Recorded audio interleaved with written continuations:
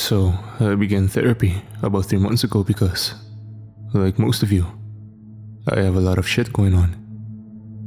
While things were going okay, I really wasn't feeling like we were making any progress until my therapist prescribed me a journal. I started writing down my thoughts and feelings throughout the day, trying to create some sort of roadmap out of depression, I guess. On top of that, she asked me if there were any creative outlets I enjoyed where I could express myself. Express things I haven't spoken about yet. I said, writing. I was always interested in reading novels and writing things when I was younger. Maybe I felt like I had stuff I wanted to escape from. Or maybe I just sucked at sports. Regardless, at some point, I stopped writing. I stopped for a long time. So to make up for lost time, it was the perfect opportunity to write about something that changed my life when I was 14 years old. I'm sharing it here after my therapist read it. She said it was an interesting fictionalization of the events that occurred to me, and how a falling out with a parent can seem otherworldly through the lens of childhood innocence, or something like that. It sort of pissed me off when she said it. Maybe because I was worried she was right, and that's why I never told anyone what happened. Worried they'd discredit me, invalidate me, laugh it off and say I was just a kid grasping at straws to cope. But they're wrong. I know what happened, and I know that it was real. After hearing this, I hope some of you think so too. My name is Andrew. It was 2004 and I was freshly 14 as of July. I remember it all starting on a Friday near the end of August. I came home from a friend's house in the early afternoon and the TV was on. The Greece Summer Olympics were playing, but nobody was around to watch it. For a moment, I thought it might have been my older brother Sam. Another second, and I remembered that he had moved to the other side of the Willamette the day after my birthday. That's Portland, for anyone who's wondering. Really thoughtful gift, I'd say. That meant it had to have been my dad that left the TV on. My mom had been out of the picture for a couple of years at that point. She moved to Maine, and we sent letters back and forth. I guess she was trying to cut herself from technology, since I never heard from her over the phone. But maybe she was just trying to cut herself off from our family. Either way, it was just me and my dad left in our modest house in the woods. We lived about a 40-minute bike ride from the main road in town, out near the river park. I never had much reason to go into town aside from school, shopping with my dad, and visiting my one friend who lived behind the movie theater. My dad, Harry, was an ecological surveyor. I never really asked what that meant, but I know he spent a lot of time out in the woods or in his office when he wasn't away at conferences. Yet, he always managed to find time to go hiking or foraging in spite of this. Never asked me to come along either. In fact, that's probably where he was instead of watching the Olympics. I rarely knew where he was or what he was doing. The only time we really spent together was in the morning at breakfast. I always ate dinner alone. After weeks of near silence and passing remarks with my dad, I decided to make an attempt at actual conversation. While washing the dishes after breakfast, I asked my dad what he's been working on lately, since he seemed busier than usual. It's odd. It felt like I could hear his ears perk up before he even spoke. Actually, I've been meaning to show you what I've been working on. It's really exciting stuff, buddy. That got my attention. I set down the wet pot in the dish rack before walking towards the table and glancing over his shoulder. He had some mushrooms spread out on some sterile-looking fabric in a large open encyclopedia off to the side. I think I've discovered a new type of fungi. There don't seem to be any matching descriptions here. His finger waved across the pages of illustrations and text. See? I thought it could be this here. Leucaria amethystina. Amethyst deceiver. But you can tell by the shipping color, it's just too sharp and red. Its gills are too pocketed to be the Hortiboletus rubellus, and even though it's shiny like a jubilee wax cap, The stock is just all wrong." He kept talking about the different varieties of shrooms, and I noticed the apple-sized specimen laying out on the table. I gently grasped its head and laid it out in my hand. Its cap was a gradient of deep violet and cobalt blue. The trim along the edges was gaunt, like it was made of sharp bone. The deep magenta gills underneath converged in a white stalk that deepened in color towards the bottom. I thought it was black at first, but turning it in my palm under the light revealed a deep burgundy, almost like aged blood. You know, mushrooms are connected to each other via a network of something called mycelium. It's usually on the ground, so we can't see it. Yet, it can sometimes expand across an entire forest, or even further. It said that it acts almost like a nervous system. It's almost like the mushrooms have a psychic connection with one another. My dad stopped rambling for a moment, turning to notice the mushroom in my hand. His eyes widened. "You shouldn't touch that," he yelped as he immediately snatched it, pinching me in the process. He turned away from me, cuddling the fungus before prodding it, examining it for any damages. I still don't know that much about it, Andy. You have to be more careful," he scolded me without looking back in my direction. I didn't respond as I rubbed out the red marks on my hand. He spoke again, more fatherly now, as he put down his glasses in the mushroom, finally looking me in the eyes. "I'm sorry, buddy. This is just really important, and it could be dangerous. I've been trying to handle it with gloves or cloth when possible. Fungi can sometimes be covered in. It's fine, Dad. It didn't hurt that much," I muttered. The mark of his fingernails were gone at that point. "Okay," he said unmoved. "Well then, I think I might just spend the rest of the evening in my office. Lots of work to do." He gathered everything up in the bundle of cloth, as if he were running away from home, and then shut himself in his office. It was rare for him to close that dark oak door, except when he and Mom would fight, or when we would have a drink, or 5. The rest of the night went by quietly. I tucked myself away in my room, reading and listening to music like usual. It had been a couple hours since the sun went down, and the air from my open window just started to cool down. The sweet smell of late summer carried in on the breeze. My attention was drawn to my bedroom door at the sound of a knock. It creaked open, and the first thing I saw were the thick-rimmed glasses my dad wore whenever he was trying to be productive. He hesitated for a moment before speaking, as if he was unsure of how much he'd regret his next sentence. I pulled down my headphones to be polite. "Would you..." He gulped one more time. "Would you want to come foraging with me tomorrow? I know we haven't gone together since... well, it's been a while." It always bugged me how afraid he was to mention my mom in any capacity, even after 2 years. As if she was listening to what he say, or that I'd burst into tears at the mere mention of her. He vowed to stop drinking the day before she left, and he's kept to it. I guess he just still feels guilty about it all. But maybe he should. Yeah, that sounds good, Dad. Do I have to be up early?" I was actually eager to hear what he say. He was finally making an attempt. Yeah, but I'll make sure you're up. No worries there. I'll see you bright and early then." "Yeah, sure thing, Dad." He quietly pulled the door back into place. A small grin appeared at the corner of his mouth. I remember the exchange so vividly. It was the first time in years that I went to bed excited for the next day. I slept like a baby.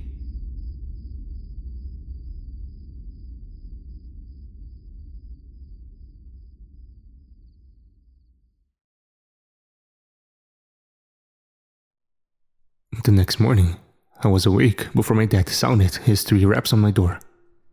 We sat down for a quick breakfast as he told me where we were going. It wasn't actually that far. Maybe about a 30-minute walk in the river park that sprawled near our house. I was still pretty excited. I remember it being really hot. The hottest day of August by far, almost like it was summer's last hurrah before fall quietly took its place. I was sweating within a few minutes of our hike into the woods. My dad walked in front of me, pretty quiet the whole time.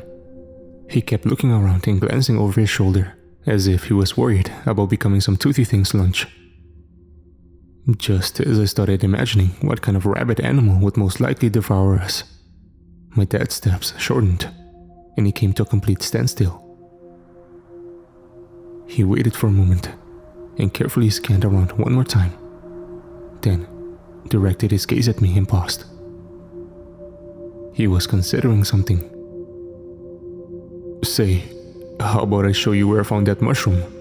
You just, well, you can't tell anyone where it is, since I don't want to disrupt the biome." I said yes, without much thought, and we splintered off from the worn path. It wasn't until then that I started to realize how important this discovery could be to my dad. Maybe his paranoia was somewhat justified.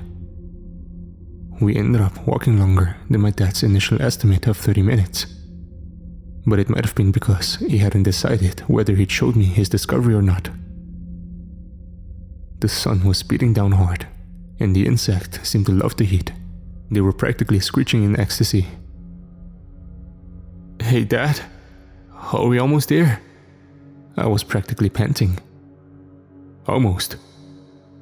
How'd you even find this place? Work?" He didn't answer right away. "Yeah, you could say that." He was being odd, but I didn't want to mess up our first outing in years, so we continued walking in the blistering heat in silence. I spent the rest of the time daydreaming about having an ice-cold soda with lunch once we got back. Thankfully, the green canopy above shielded us from most of the harsh rays the deeper we got. I watched the patterns of light broken up on the ground. As I followed my dad's heels, the roots became more and more exposed as we went. It took most of my attention to not trip over them, as we seemed to tiptoe on the dirt packed between them. Why'd you?" I snapped as I bumped into my dad's solid back. He stopped once again. It took a few seconds, but my nose was soon filled with something I'd never quite smelled before. It was thick and sticky, hot and a little bit sweet, almost like the smell of rotting flowers. I peeked around my dad's khaki-clad body and became curious. The canopy was thick here, barely allowing any light to break through and reach the forest floor. A small grove covered the thick moss laid before us, light scattering across the surface with each gust of wind. Yet, the thing I noticed first was what sat in the middle. Several small bulbs, nearly identical to the one I held in my palm the night before. My dad still hadn't moved, but the scene drew me in. I carefully encroached into the nest of flora, inhaling more of the powerful aroma. It became more sickly and rancid the closer I got. In a couple more feet, I had instinctively grasped my nose and squeezed, plugging it shut. Nestled in the moss was a dead body. It looked like a doe, but some of her skin and fur seemingly had melted off in her journey to the other side. The decay was most evident in her face. Her gums had rotted away, revealing far too much teeth for a herbivore. Her eyes had dried out and were covered in flies.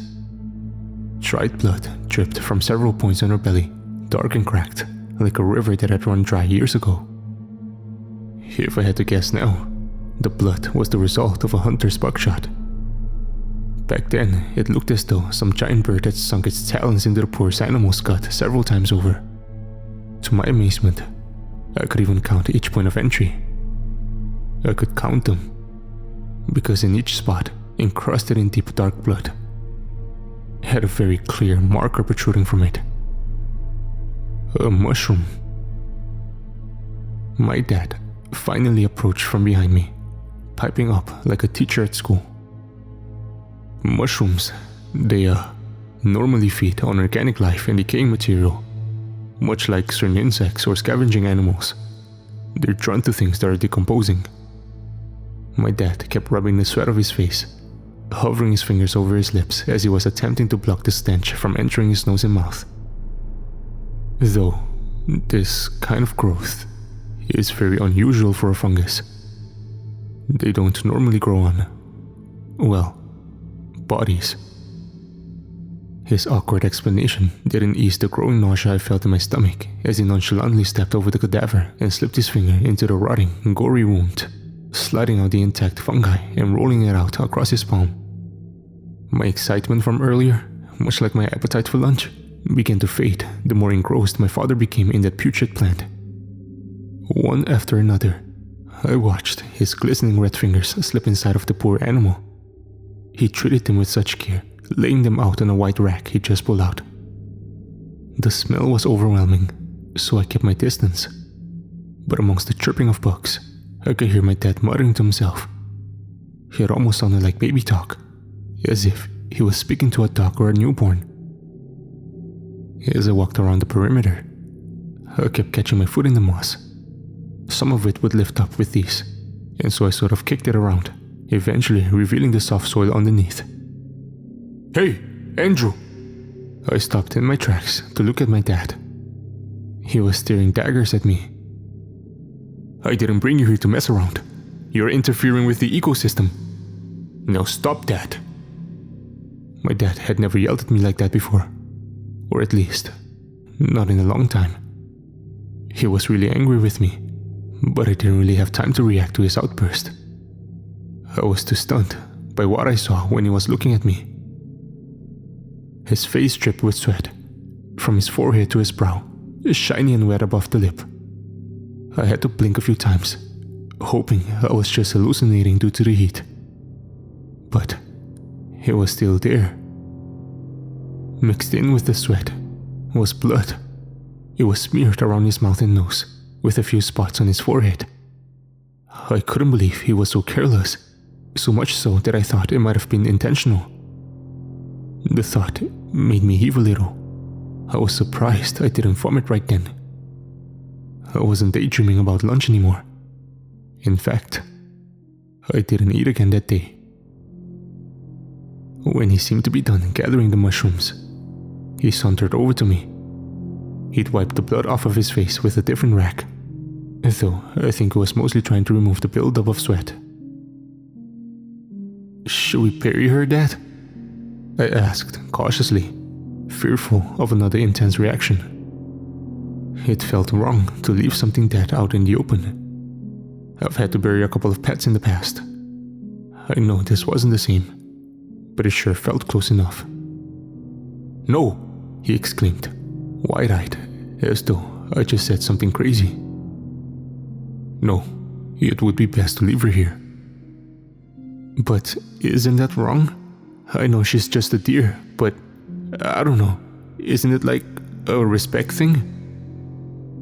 He put his hands on his hips and looked down for a moment, before gazing up at the sun between the trees. "Andrew, you're not wrong. If it..." He sighed as he raised his shoulders in a shrug. "If it were your mom or grandma, I would bury her. Trust me. But it's a deer. And right now, it's the only spot where this new species seems to be growing. I don't want to adjust anything. We still don't know every environmental factor that comes into play." He was squinting up at the tree still, then looked down at me. I didn't know what to say, so I just nodded. "Okay, well, let's head home then. I'm drenched." We didn't speak the rest of the way home. Something about the whole day felt so wrong to me. I don't know how to describe it, other than inhuman. I wish I could say that this was the end of it, but it was only going to get so much worse.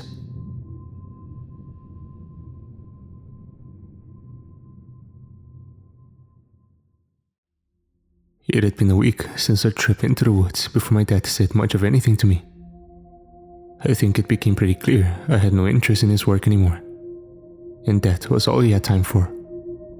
He became consumed by his research, couldn't be bothered to cook a meal anymore. The only thing he had time for was tea. He'd brew 4 to 5 mugs of it in a day, and I would stave off hunger with whatever canned soups I could find in our pantry. As I was trying to put together dinner one night, the door to my dad's study swung open. His eyes were wide as they locked onto me. Then, he sheepishly looked away, walking past me and muttering something about taking a walk. He moved into the hallway, and I heard the front door shut behind him. I hadn't seen him all day, and the best he could muster was the word salad. I glanced at the deep oak barrier that had been separating us all week. Yet, something was different about it now. The office door was open. I found myself staring at the large gap. The room was finally vacant, and I had a chance to see what sort of research he'd been conducting. I was worried a little about what he'd do if he caught me. However, I needed to see what was more important than feeding his own son. The room looked relatively normal, just as I remembered it, albeit a bit messier than before. The only glaring difference being the horrible number of corpse rooms that litter his desk. Some were separated, cut into cross-sections and seemingly put on display in various apparatuses. Others were sliced in, laying in clear solutions or between panes of glass next to his microscope. I picked up an intact mushroom and examined it more closely than last time, turning it around in my hand and gently manipulating its components and folds. The edge of it was interesting, extremely durable, yet plastic. Like cartilage, it could bend and twist before snapping back into shape. Its flesh was soft and would spring back like a well-baked cake. Pressing down a bit harder would create an interesting effect. My thumb would leave behind a lighter blue mark, and after some time, the color would deepen back into its original state, almost like when you press down on your fingernail. A sharp sting shot through my finger as I grazed the slip between the gills. A singular drop of blood, as if from a pinprick, sat on the tip of my finger and swelled into a red balloon. I examined the underside of the mushroom more carefully, bringing it close to my eye. Hooks, or teeth of some sort, sporadically lined the inside of the gills, all pointing in the same inward direction, as if the cap could close itself towards the stalk, trapping some kind of prey and pulling it deeper. Before I knew it, the mushroom was on the floor. I dropped it. More accurately, I think I might have tossed it. I swore that as it rested in my palm, it throbbed, almost like I was holding a beating heart. The shock of it made me flinch. "Son," I froze. I didn't hear him come in. "You should be more careful," he said without any strong emotion. "I told you not to touch them with your bare hands." I turned around, not sure if I should be embarrassed or terrified. "Dad, I didn't mean to drop it. It just, I don't know, it moved in my hand or something, like it was alive." He stared at me, blinking a few times, though it didn't really look like he was trying to process what I just said. "I've found that the mushroom cap is coated in some sort of mild neurotoxin." He walked across the room to grab a rack. "It's something in the natural oils. It could make your hand feel strange, I suppose." He bent over, draping the rack over the mushroom before picking it up. "I'm sorry for not warning you, but the good news is that they're harmless if you rinse the stuff off." I rubbed my index finger to my thumb to see if I could feel it, but all I could focus on was the blood I was smearing around. My dad continued to look at me blankly, not breaking eye contact as he drank more of his tea. "I tried some, actually," he admitted with a bit of hesitation. "It turns out the cap brews a decent mushroom tea, after you wash off the oils, of course. Completely harmless. No symptoms of psilocybin, nutty aftertaste." I expected him to smirk at his own joke like he used to, but he didn't. He was so deadpan. I'm not even sure that he was joking at all. I could feel my hand trembling. The finger had gone numb. I placed my bloodied hand in my other palm, trying to massage the feeling back into my finger.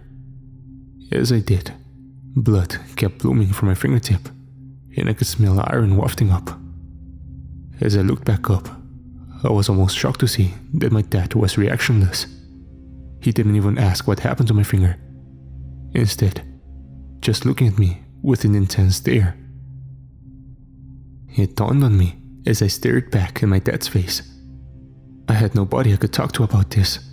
I'd just be worried they'd think I'm crazy. Or worse, if my dad found out I told someone about the mushrooms. I wasn't sure what he'd do. What he would be willing to do. The intrusive, lonely thoughts wouldn't stop coming. I felt my face twisting up in distress. My dad must have noticed, and he did something stranger than anything else in the past few weeks. More than the crazy mushrooms or his distant behavior. He slowly approached and tried to comfort me. Hey there, buddy. You don't have to be upset. I'm not mad at you. I looked up at him and saw some remnant of my father from when I was younger. Someone who didn't drink and actually seemed to give a damn. How about I make us some dinner tonight? Sound good? I nodded. It did actually sound good. I was getting sick of canned soup. Things seemed slightly better for the next couple weeks. My mom finally returned my last letter. It had taken longer than normal, but I figured she was just busy. I was just happy to finally hear back. I was surprised at how much it smelled like her. Her perfume soaked into the stationery. I remember the day I told my dad how much I missed her, how he provided me with the address to her house I'd never visited. The stamp on the corner was neatly placed. It must have been pretty new, since I hadn't seen it before. A reddish-orange sunset was blocked out by the blue coniferous trees. In front, an ocean wave smashing against a rock. Sweetheart, I'm sorry you've been feeling so alone lately. I'm sending you a big hug. Maybe you should try calling Sam again. I know you were never the best of friends, but I remember you two spending all of your time together. Even if it was arguing. How'd you fight about which songs to play during our long drives to visit Grandma down south? Whether reading a novel was better than playing basketball. You two definitely kept things interesting for your dad and I. I'm also sorry that it took me so long to write you back. I've been so busy with work these days, I barely find time to eat or do my laundry. It's good to know that your father has kept himself busy with his work too. But it sounds like he has been hard on you. Try to understand that whatever it is, must be important. Keep doing your best, honey. Love always. Mom. That's an understatement. My dad was unhealthily obsessed with his work. But he was at least making it to dinner more often. Apparently, he read that chili was really easy to make in bulk, and so we just reheat it and eat together. So we did. Every night. I swear, by the 5th day, I was already getting sick of it. After the 12th, I didn't think I could ever eat chili again. It's just chunks of meat and who knows what else in the bowl. But my dad was trying at least, so I did my best to choke it down night after night. Eventually, it was just too much. I think it even started giving me headaches. Hey, Dad? I broke the silence as I stirred the red mystery meat around. Yes, Andy? Do you think that we could, I don't know, eat something else for a change? You don't like the chili? Well, the chili is good. Was good the first few times. But I guess I'm kind of getting sick of it. He stopped eating in the middle of a bite. The spoon hovered in front of his mouth for a moment, before slowly lowering back into his bowl.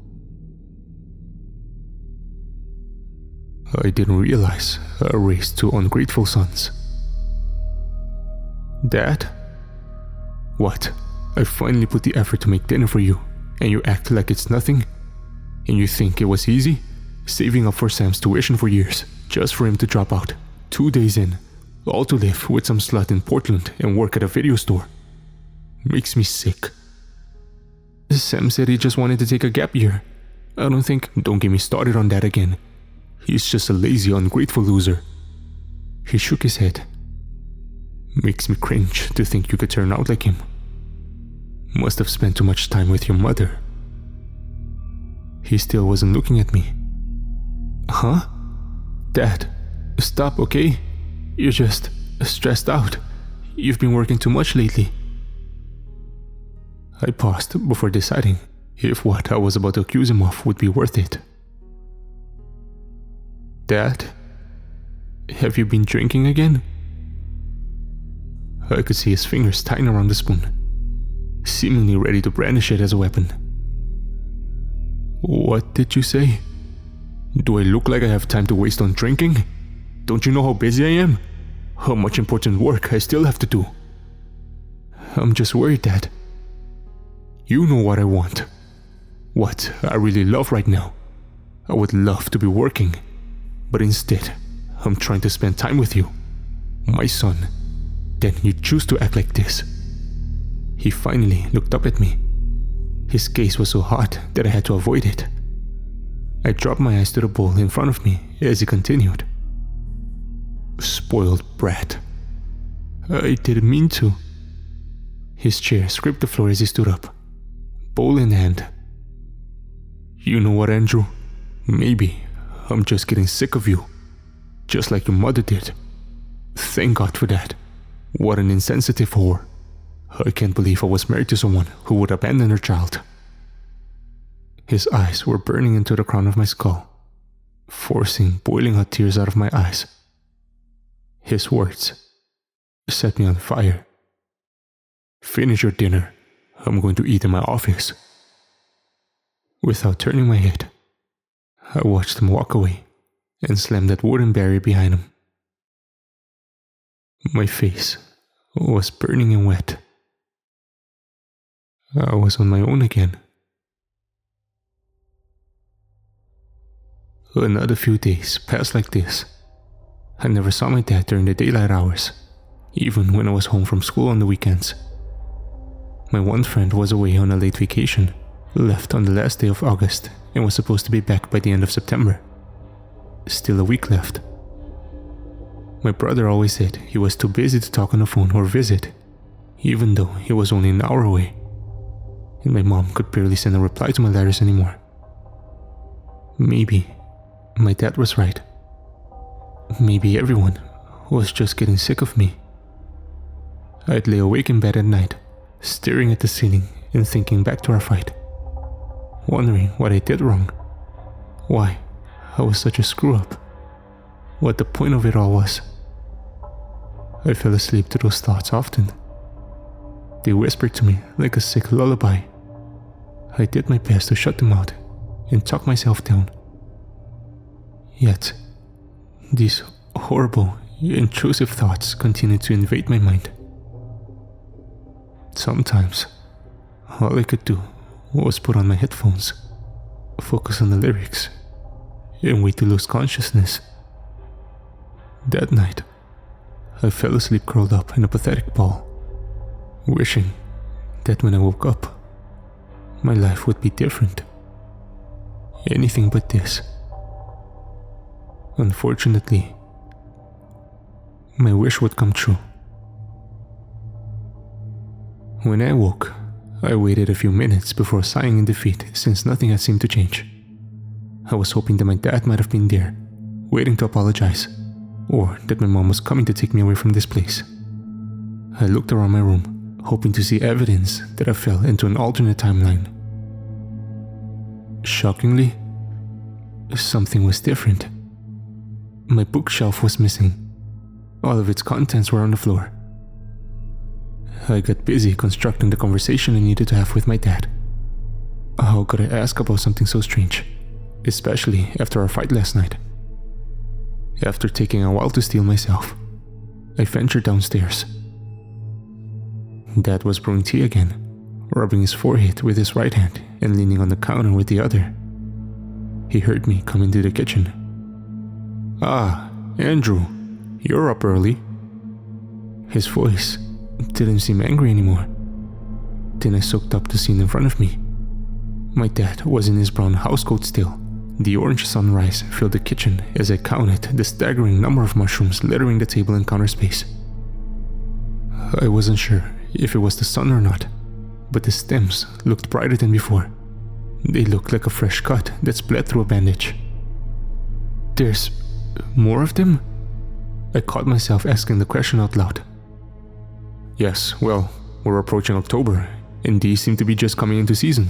Seems I discovered them at the beginning of their life cycle." "You're just picking them?" "More subjects, more research, Andrew."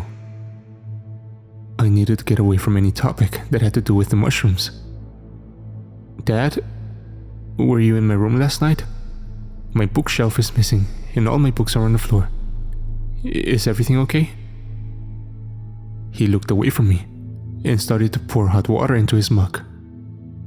From the back, I noticed how thinner my dad was now. His shoulders seemed bonier than before, almost like horns protruding from his housecoat. "Yes, everything is fine. I was drinking last night. I made a breakthrough that was worth celebrating." "Yeah, but why did you need my..." "What? You were drinking? I thought you said everything was fine." This was the first time my dad admitted to drinking since my mom left. Yet, he was acting like it was no big deal. Either he really just didn't care anymore, or he was lying to cover up something else that was somehow worse. He turned and locked eyes with me.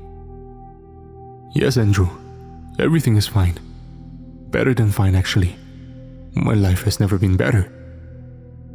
He brought his mug up to his lips and took 3 large gulps, audibly exhaling in relief after quenching his thirst.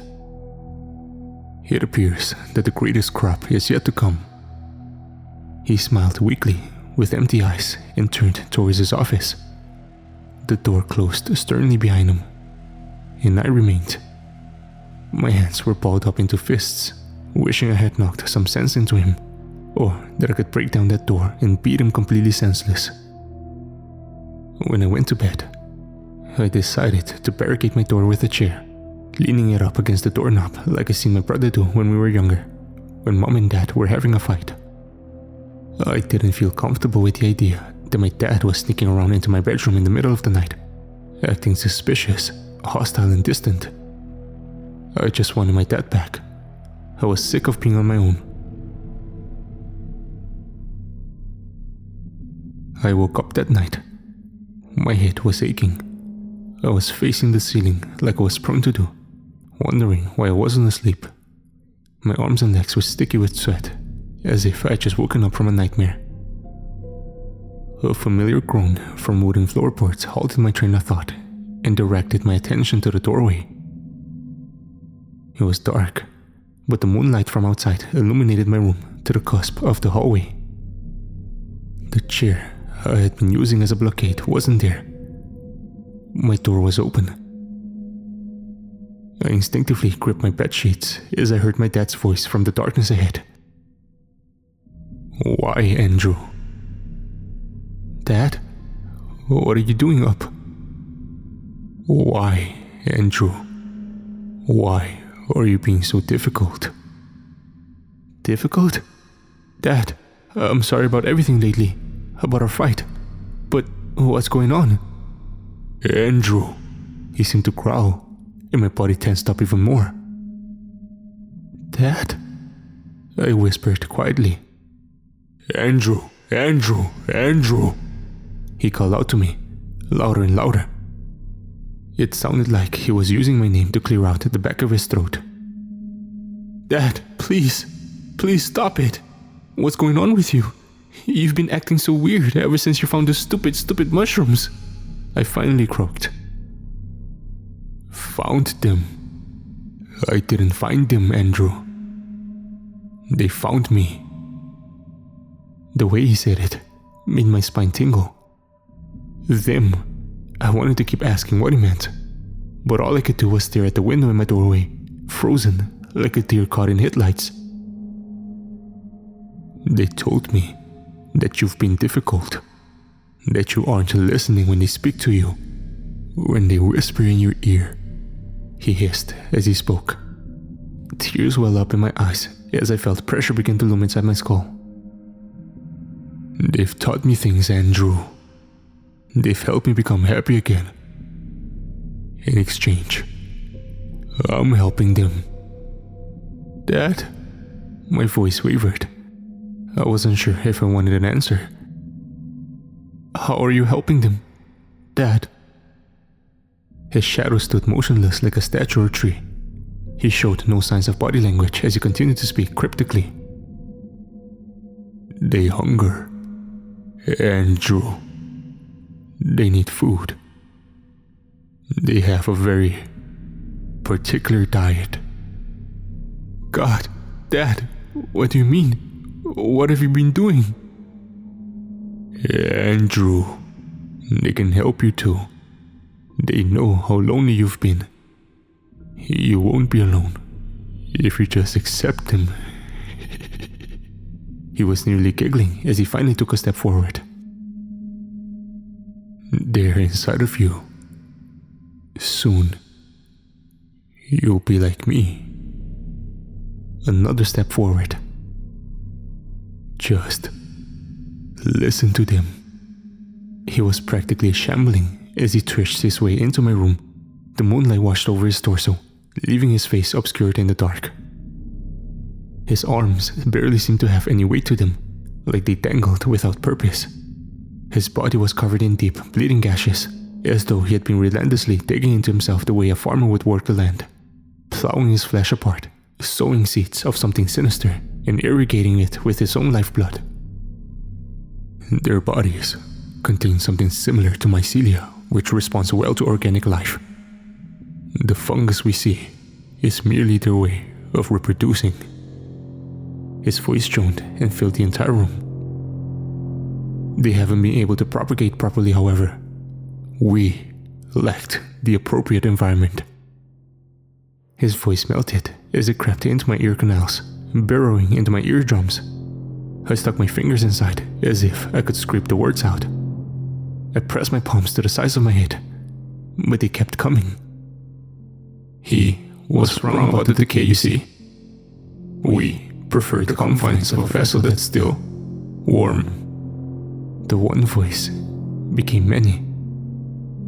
Still operational. Even with my hands nearly crushing my skull, the words still wormed their way into me. His voice had lost its previous inflection, as though it had become uninhabited. No, there was something there. Only it wasn't a human behind the words anymore. He stopped at the foot of my bed, directly in front of the window. I could see everything now. His face was incredibly gaunt, cheeks sunken in, and it became apparent that his voice wasn't coming from his mouth at all. Its mouth.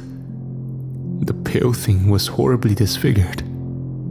Several grotesque mushrooms were growing out from his gaping maw, curling up over cracked lips.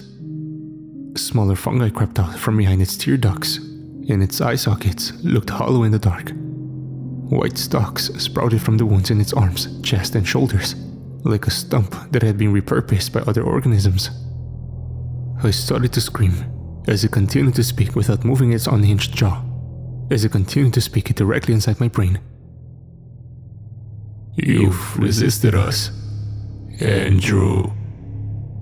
Accept us. It hissed again. I can't. I whimpered with my eyes closed, my palms still squeezing my head. You will. The greatest crop is yet to come. The crop? It wasn't more mushrooms. The greatest crop is yet to come. As I cried, I felt something slithering around inside my head, panicking as I felt my under eye begin to twitch. I touched the wet space between my nose, only to feel firm, engorged veins. My fingers shook in front of my face. As I pulled them away, I could see that instead of tears, there was a dark liquid. Blood. The greatest crop is yet to come. The pressure in my face released at last, and I heard an audible pop. Suddenly, my vision was obscured, blurred by white chalks and shiny violet caps. The greatest crop is yet to come. And the crop was me. Then, it was silent. The voices ceased. In my head was quiet. I opened my eyes, half expecting to see nothing but mushrooms again, and looked straight at the foot of my bed. Nothing. I could see I was still drenched in sweat. However, now I was alone. My door was shut, and my chair was against, leaned up under the handle like before. I stayed up to see the sunrise before venturing through the house. It was a dream. It must have been. It had to be.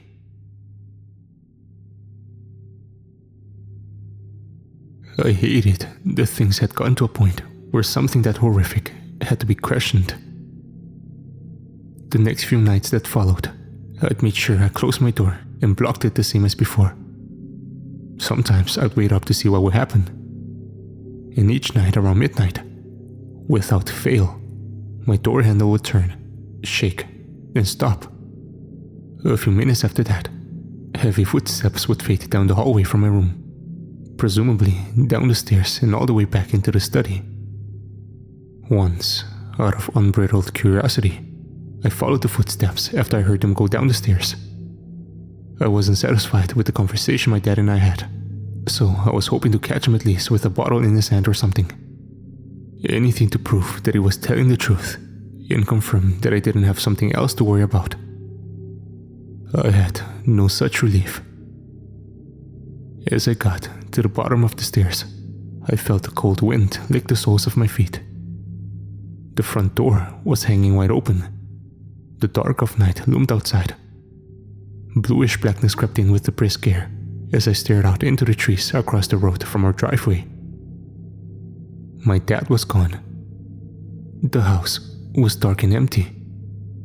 As I stood there, scratching one foot with the other, I grew anxious. I was unnerved, thinking that the best explanation I had for this was that my dad was drinking again, attempting to sneak into my room only to ransack the place while I slept and then stroll out in the middle of the night without even closing the door. It's possible, sure. Yet, I couldn't shake the feeling that something more sinister was behind it.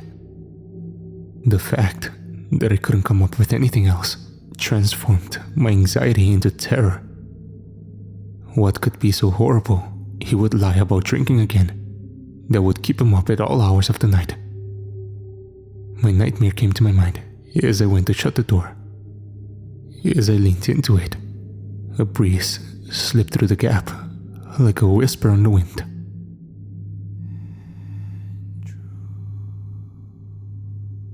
It sounded like something called my name, calling me. I guess I could come up with something after all. That following weekend was when everything would come to a head.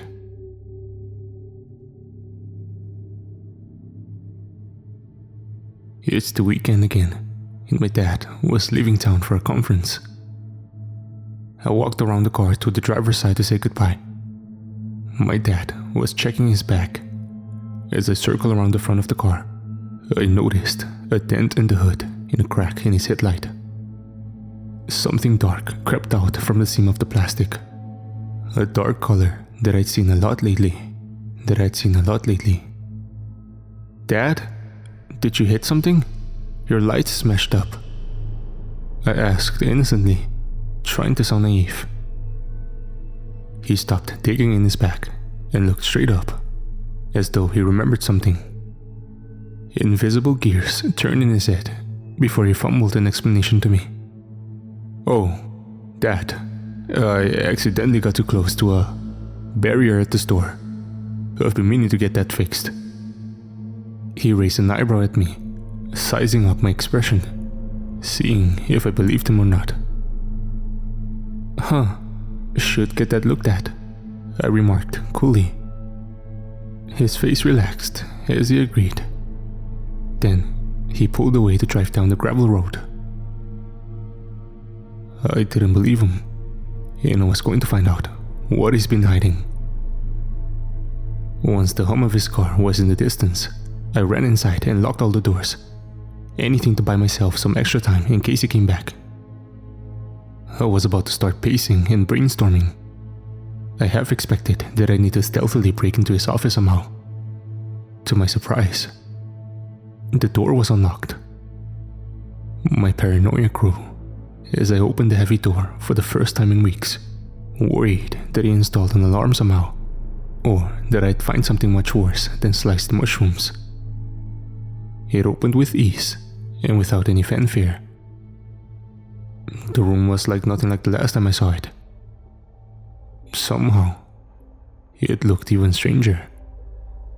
It was pristine. I think he'd even vacuumed. Strangest of all, there wasn't a mushroom inside. Not one. I searched each and every cabinet and cupboard in that room, trying to find anything at all. Yet, all I found were ordinary supplies. Books, stationery, science equipment, everything you'd expect from a researcher. But I knew that he wouldn't have gotten rid of all the mushrooms. There was no way. After all, more specimens, more research. I searched the entire house and turned up nothing.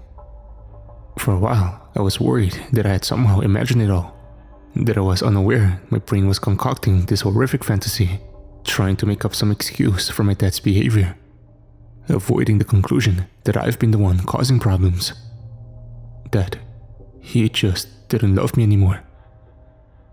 Before I called it quits, something occurred to me, something that reinforced my resolve one last time, affirming that I wasn't ready to give up on my instincts. I hadn't checked the basement yet. I've only gone into the basement a handful of times in my life. It had to have been years since I set foot down there. I'd never seen my dad spend time there either. That said, I wasted no time stepping down the decrepit wooden steps into the dark cellar, as if worried I'd catch the evidence scrambling out the tiny windows. It was even darker than normal. Actually, pitch black. Scanning around the room revealed no tiny windows at all.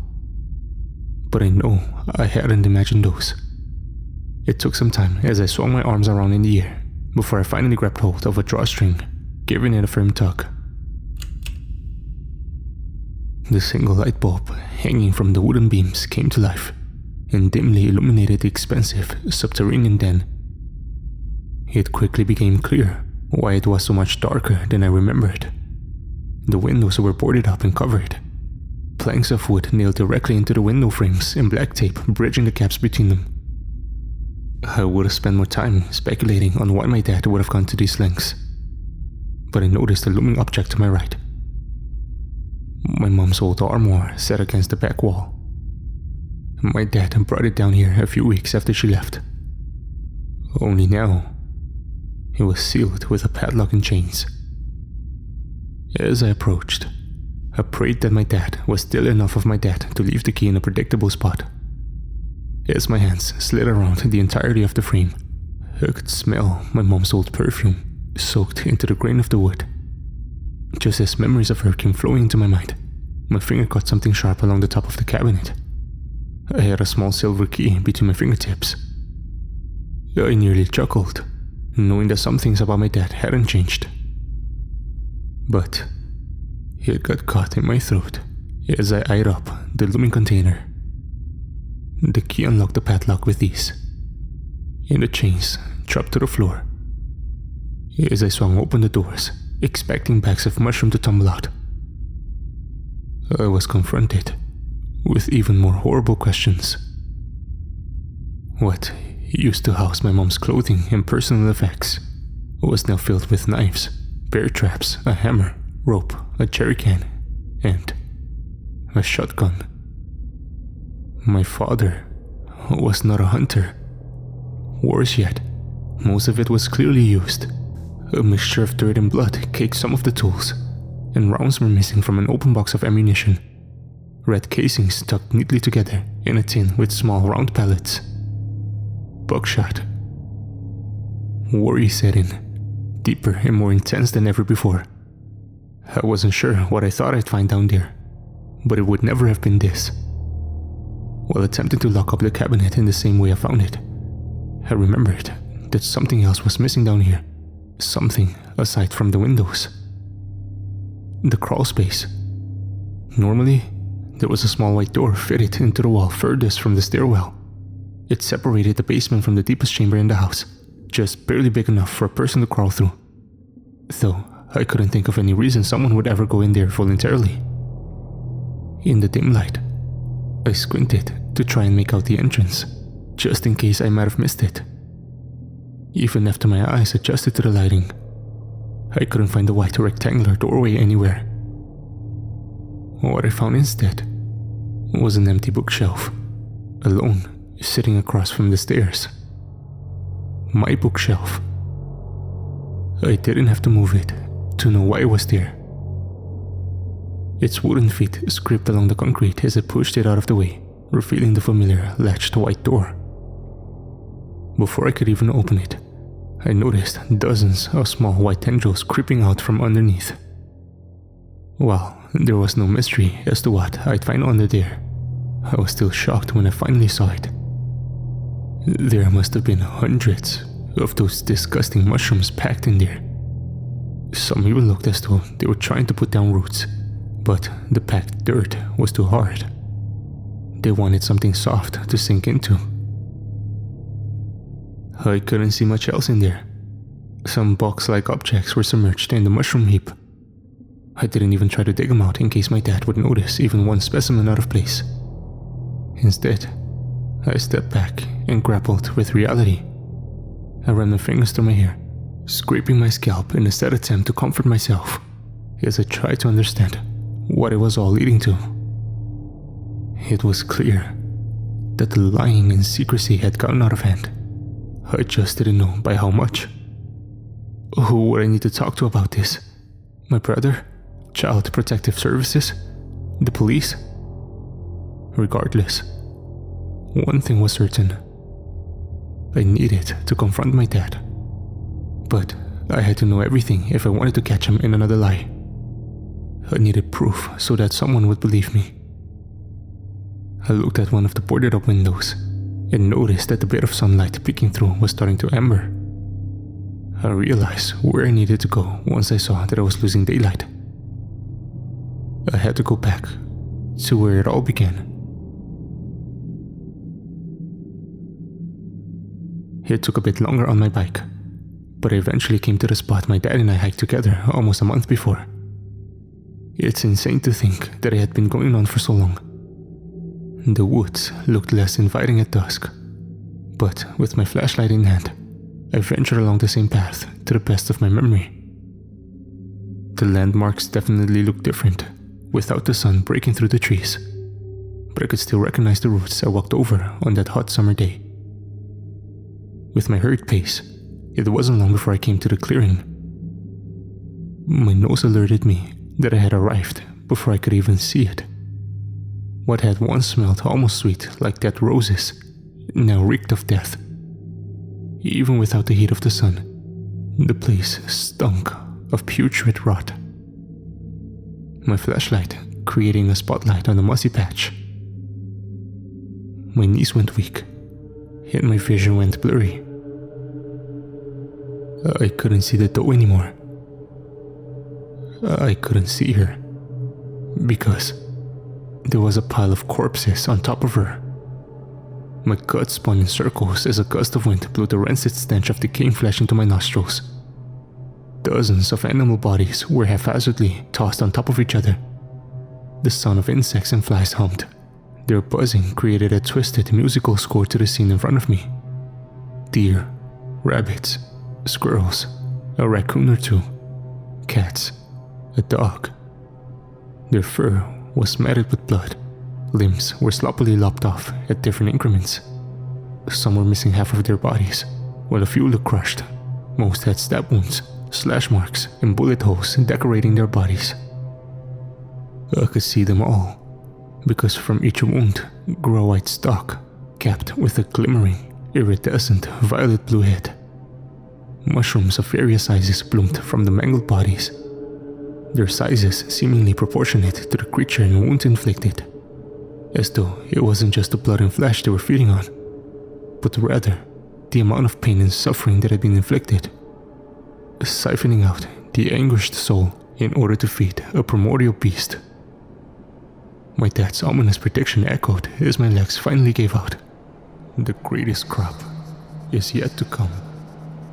Now his words sounded more like a promise as I finally bore witness to the fruits of his labor.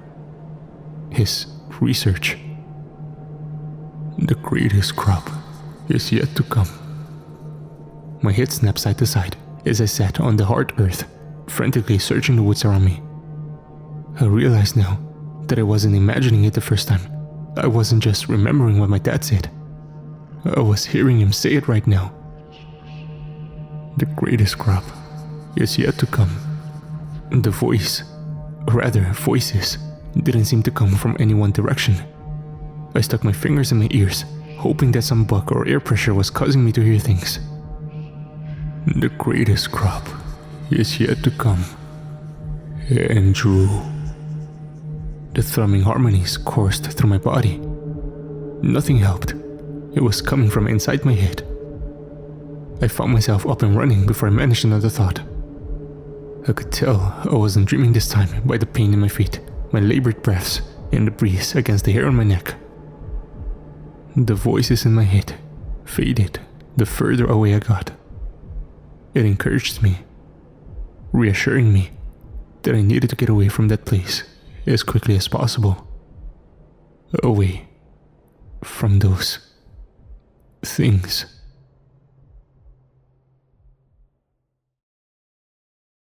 My dad returned the next day. I sat on the chairs inside, waiting for him to come in so I could attempt to greet him and give him the chance to explain himself before I went to find help.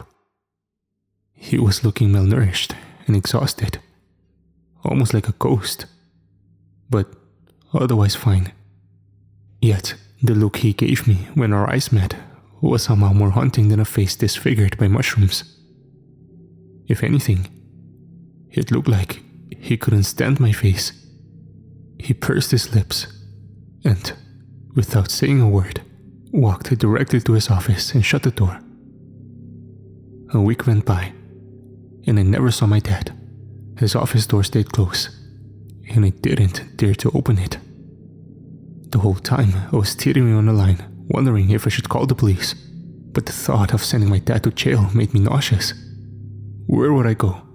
It felt like my mom left me for a reason, and my brother wouldn't know what to do with me. Even worse, what would I do if I called the police and they found nothing wrong? What would my dad think of me? I look like I've lost my mind. Those thoughts gnawed at me, paralyzing me into inaction. I waited for a chance to speak with my dad, or at the least, any valid opportunity for me to call the police. It was the second day of October, and I laid awake in bed once more. Sleep became a game of chance as I kept worrying that my dad knew what I had been up to, that he would try and break through my makeshift barricade every night. Though, he hadn't tried to get in since the day he returned. I listened closely that night on October 2nd for the door handle, footsteps, speaking, anything. Then, it came. A distant thump, too far to make out any details.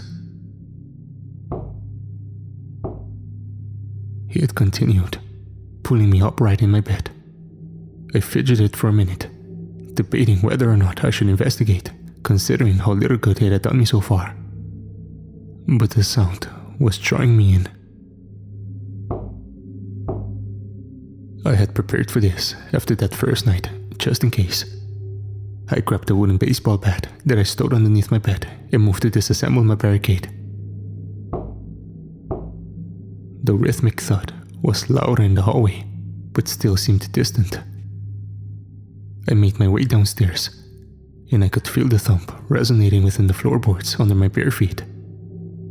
It was almost like a knock, but more hollow and without purpose. It had to be in the basement. From the top of the stairs, I could see that the lonely light bulb was on, and the thumping was more distinct now.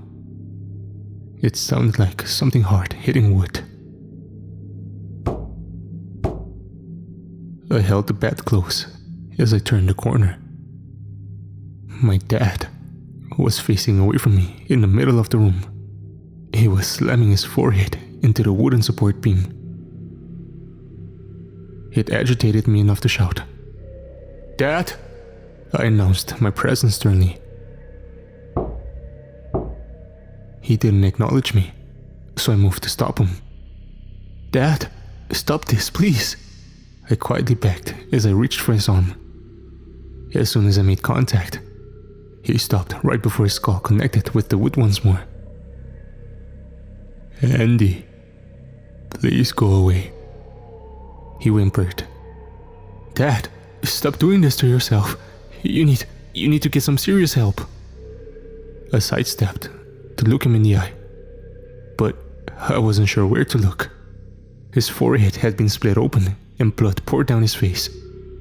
It pulled in his eyes, and his irises were almost black against the red backdrop. Streaks of pale skin peeked out from the red beneath his eyes. He'd been crying. "No," he said, matter-of-factly. "You need help, Andrew." "Huh?" I wish you'd stop meddling and interfering. Why did you do this? You're always getting in the way, making things more difficult." He shook his head. "Dad, I'm not. I haven't done anything wrong," I pleaded to whatever rationality I had left. "Don't lie," he howled as he gripped the wooden beam and slammed his other fist into it. "I know you've been snooping around, that you went back to the grove. Someone could have seen you. Someone could have followed you. Then, where would I be, huh, Andy? Look what you're doing to your poor old dad." He spat blood as he spoke and was on the verge of crying once more. "I don't get it, Dad. Why does it matter so much? It's just some stupid mushroom. I'm your son, damn it." My voice cracked as I shouted. The fear, sorrow and loneliness I've been building up was finally leaking out. He turned what was left of his face to me, and his hard eyes began to stare right through me. "We are not some mushroom, Andrew." His voice changed again, just like that night. The sobs he tried to choke back were gone. Instead, he just stared at me. "I didn't say that you were. Wait, how did you know I went to the grove? Dad?" The bloody, battered face tilted to the side. "Dad, answer me." "We were there, Andrew. We know you're trying to get rid of us. We thought you would help us, but you want us gone." His voice was stripped again of all humanity, like talking to something that had never been human before. I wanted to plead with him to stop all of this, because it felt like I knew how it would end. Like my nightmare was coming true. "What the hell? Dad, I don't want..." "We wanted to help you, to make you understand things most beings couldn't begin to comprehend, to see the universe through us. We see now you're not suitable. You're not the one we thought you were. You've become dangerous." The blackened coals in his eye sockets shivered and slowly slid to the side. I followed the lead. The armoire was open. On the floor in front of it was an older suitcase. But what leaned against it put a stone in my throat. The shotgun. I slowly rotated my head back to my dad, as if to look invisible to a predator. He was still staring at the gun, as if assessing its necessity, or judging the amount of time it would take to grab it. We don't need you anymore. His face seemed to strain for a moment. Then, from beneath the blood-stained whites of his eyes, it looked as though a small white sprout was creeping up from behind the eyelid, streaked with bright red blood. It wiggled as though it just took its first breath. I ran for the stairs. My dad wants to kill me. I turned down the hall and threw open the front door. No, that thing isn't my dad. I picked up my bike as I kept running and threw my leg over, paddling for dear life in my bare feet. That thing was going to kill me. The thought flooded my head, pumping even more adrenaline into my body. My lungs felt like they were going to explode as I biked down the road. I kept looking back over my shoulder and throughout the woods as if it could appear at any second, as though it were everywhere. To avoid getting caught, I veered off onto a nearby trail. While it would take me slightly longer to get to my nearest neighbor, I wouldn't be spotted if it came driving down the road after me. If there was ever a time to get help, that was it. Eventually, I made it to my nearest neighbor. I barely explained what had happened before she called the police, gnawing on her thumb while answering their questions over the phone. She repeatedly asked how soon they could be there. I guess the mention of a crazed man with a gun would make anyone impatient. 15 minutes passed as I continued to peek out at the street from behind the blinds, ignoring the cup of hot chocolate she had made for me as some attempt at comfort. I eventually noticed the distant glow of flashing lights from further down the road. Soon, red and blue lights flew past us. God, finally, she sighed. I didn't know what to say, but I shared the sentiment. The hot cocoa went cold as we sat in silence, waiting until the police finally came to our front door. She answered, peeking through with the lock still latched. Clearly unused to visitors. A voice mentioned my name, and she turned to look at me, her thumb still anxiously caught between her teeth when she signaled me to come closer. I don't remember much about the policeman, other than the thick-rimmed glasses on his face and the khakis he wore. It all made my stomach turn. The deputy badge pinned to his chest calmed my nerves slightly. We couldn't find anyone in the house, and the car was gone. However, we saw the mess down in the basement. I think you should stay here for the night, if that's alright with you, ma'am. What about everything else? Like the gun, or the mushrooms? I urged. Mushrooms? No mushrooms. The gun is... He paused while looking back behind him at another officer, obviously wondering if he should share the information with the kid. The gun is missing, but don't worry, we'll be on high alert and an officer will be stationed outside all night. He leans back and motioned to his subordinate to reassure me. I was in a daze as he continued to speak about the steps they were taking. I couldn't get over the fact that my dad, that thing, was out there somewhere. I felt a strong breeze blow in through the door, and the smell of smoke lit up my nostrils. Yet, nobody else seemed to notice. I leaned out of the doorway to look towards my home. No fire. The deputy did a double take, then raised his nose slightly. He must have noticed it too now.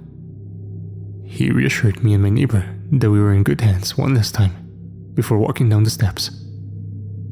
I watched him throw the car into drive and speed back up the road towards my house. I closed the door, and my neighbor guided me to the couch with another cup of hot chocolate. This one was new and actually hot. She explained that she lived alone and didn't see people often.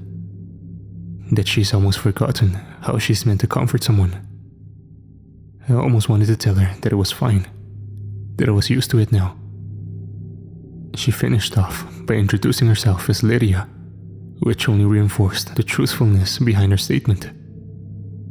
I ended up being the one to console her, saying that the police would probably find him soon. She nodded and said goodnight before leaving me on the couch with some extra pillows and blankets. My eyes were closed, yet I didn't fall asleep that night. I laid awake until the sun's first light broke through the trees, and I left before Lydia woke up. The officer left in front of Lydia's house had been sleeping. I only know this because he startled awake when I knocked on his window. He rolled it down in a hurry and asked what I was doing outside. I explained that I couldn't stop thinking about the smell of smoke, that if it wasn't my house that was burning, then there was only one place it could have been. He tried to get me to explain how to get to the grove, but I said it would be easier just to show him. A part of me needed to see it too. He radioed our destination to his team before we sped off. It wasn't long before the grove was in sight, and the smell of fresh embers filled the air. There was an undertone of death in the smoke, and all I could imagine was the mountain of corpses that were present last time. I plucked my nose as I slipped between two trees. The officer followed suit. For better or for worse, my dad wasn't there. In fact, there was almost nothing there. No mushrooms, no corpses, and no moss. Dear God, the cop let out under his breath. There was a black stain on the earth where a raging yet controlled fire consumed everything in its wake. It wasn't hot, but the ground felt warm beneath me. I walked closer and could see hundreds of fragments of charred bone, too small to associate with any specific animal. Hey kid, don't touch anything. I'm going to quickly sweep the perimeter and radio the guys. He began walking to the edge of the grove, tripping over roots and foliage in an understated panic. Seriously, and stay where I can see you. As he walked along the edge, I continued examining the scene.